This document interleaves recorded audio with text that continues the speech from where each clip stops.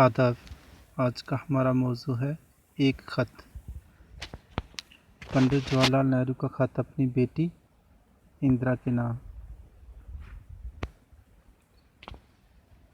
Naini central jail Allahabad, 26 अक्टूबर 1930 ईस्वी। प्यारी बेटी, तुम्हें अपनी सालगिरह के मौके पर तोहफे और नेक ख्वाहिशात मिलती ही रही हैं। नेक ख्वाहिशात की तो अब भी कोई कमी नहीं, लेकिन मैं नैनी जेल से तुम्हारे लिए क्या तोहफा भेज सकता हूँ।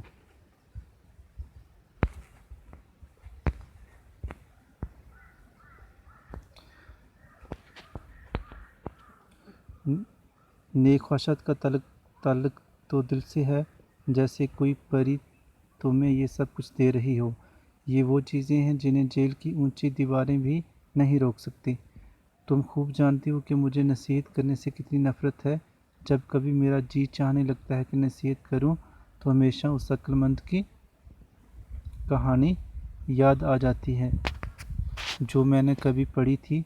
शायद एक दिन तुम भी वो किताब पढ़ो जिसमें ये कहानी बयान की गई है।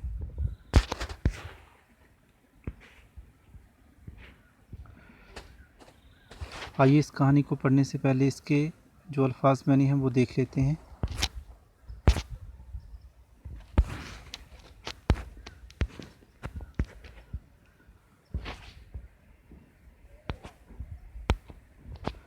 नैनी जेल इलाहाबाद की एक जेल।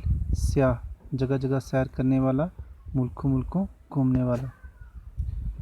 इल्म, वाकफियत, मालूमात। दानिश, अक्ल, समझ।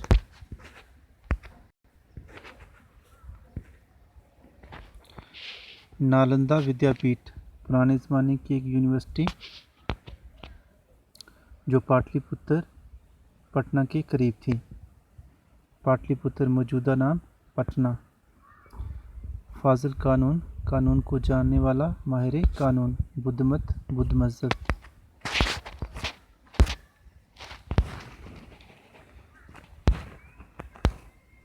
अजीम अलशान, बड़ी शान वाला।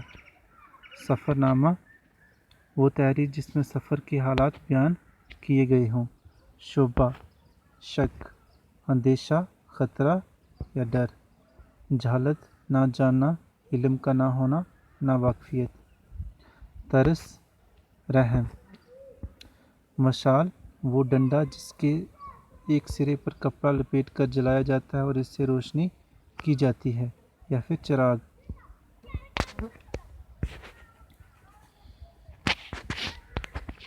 इल्म व हकमत, अक्लमंदी, दानिशमंदी।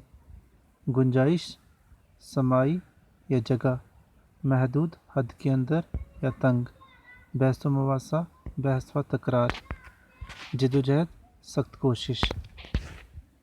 आइए अब हम इस कहानी को शुरू करते हैं कि ये जो ख़त पंडित जवाहरलाल नेहरू ने लिखा है, इसमें उसने क्या लिखा है।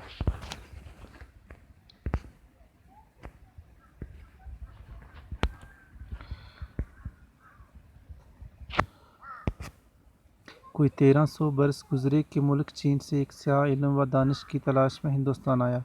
इसका नाम ह्यून सांग था। वो शुमाल के पहाड़ और रेगिस्तान तय करता हुआ यहाँ पहुँचा। उसे इल्म का इतना शौक़ था कि रास्ते में उसने सैकड़ों मुसीबतें उठाईं और हज़ारों खतरों का मुकाबला किया। वो हिंदुस्तान में बहुत दिन रहा।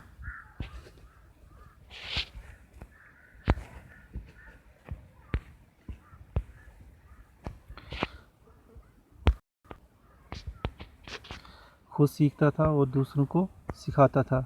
इसका ज़्यादातर वक्त नालंदा विद्यापीठ में गुजरा, जो शहर पाटलिपुत्र के करीब वाक़या थी। उस शहर को अब पटना कहते हैं।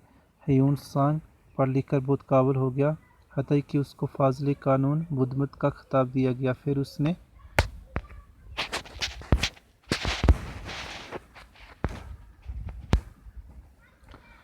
सारे हिंदुस्तान का सफ़र किया। इस अजीम अलशान मुल्क के बाशिंदों को देखा, भाला और उनके बारे में पूरी मालूमात हासिल की।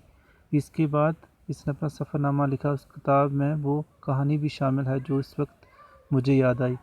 ये एक शख्स का किस्सा है जो जनूबी हिंद से शहर करना सोना में आया। ये शहर सूबा बिहार भागलपुर के आसपास कहीं تھا۔ ہیون سانگ نے سفر نامے میں لکھا ہے کہ ایک شخص اپنے پیٹ کے چاروں طرف تانبے کی تختیاں باندھے رہتا تھا، سر پر ایک جلتی ہوئی مشال رکھتا تھا، ہاتھ میں ڈنڈا لیے ہوئے اکڑ کر چلتا تھا اور اس عجیب و غریب انداز میں بڑی شان سے ادھر ادھر گھومتا پھرتا تھا۔ جب کوئی اس سے پوچھتا کہ آخر آپ نے یہ کیا صورت بنا رکھی ہے تو وہ جواب دیتا کہ میرے اندر بے حساب علم بھرا ہوا ہے، مجھے اندیشہ ہے کہ کہیں میرا پیٹ پھٹ نہ جائے، اس لیے میں نے اپنے پیٹ پر تانبے کی تختیاں باندھ رکھی ہیں، اور چونکہ تم سب لوگ جہالت کے اندھیرے میں رہتے ہو، مجھے تم پر ترس آتا ہے، اس لیے میں ہر وقت اپنے سر پر مشال لیے پھرتا ہوں۔ ہاں تو مجھے ایسا کوئی خطرہ نہیں ہے کہ بہت زیادہ علم و حکمت سے پھٹ جاؤں، اس لیے مجھے اپنے پیٹ پر تانبے کی تختیاں باندھنے کی ضرورت نہیں ہے، اور یہ بھی جانتا ہوں کہ میری عقل میرے پیٹ میں نہیں ہے بلکہ جہاں کہیں بھی ہو اس میں اتنی گنجائش ہے کہ بہت کچھ اور سما سکے، اور جب میری عقل محدود ہے تو میں کیسے ایک عقل مند آدمی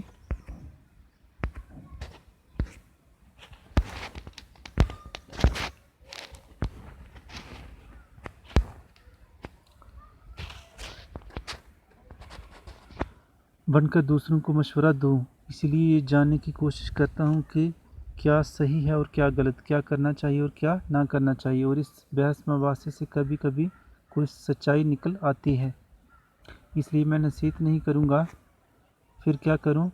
خط باتوں کی جگہ نہیں لے سکتا کیونکہ یہ ایک طرفہ ہوتا ہے، اس لیے میں اگر کوئی بات کہوں اور وہ تم کو نصیحت لگے تو اسے کڑوی گولی سمجھ کر مت نگلو، بس یہ سمجھو کہ میں تم کو مشورہ دے رہا ہوں اور گویا ہم تم آمنے سامنے بیٹھے باتیں کر رہے ہیں۔ میں نے تم کو لمبا سا خط لکھ ڈالا، ابھی بہت سی باتیں باقی ہیں، اتنی باتیں اس خط میں کیسے آ سکتی ہیں؟ تم بڑی خوش قسمت ہو کہ اپنے ملک کی آزادی جدوجہد کو دیکھ رہی ہو، تم اس لحاظ سے بھی خوش قسمت ہو کہ ایک بہادر عورت تمہاری ماں ہے۔ اگر تم کو کبھی کسی بات میں شبہ ہو اور یا تم کسی پریشانی میں ہو تو تم کو ماں سے بہتر ساتھی نہیں مل سکتا۔ خدا حافظ۔ خدا حافظ بیٹی، میری دعا ہے کہ تم ایک دن بہادر سپاہی بنو اور ہندوستان کی خدمت کرو۔ محبت اور نیک خواہشات کے ساتھ، جواہر لال نہرو۔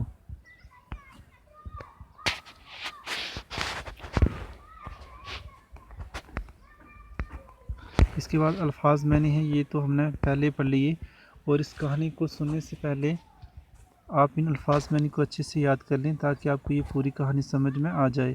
اگر ایک بار یہ کہانی سمجھ میں نہیں آئی ہے تو آپ دوبارہ ویڈیو کو دیکھ سکتے ہیں۔ اس ویڈیو میں بس اتنا ہی۔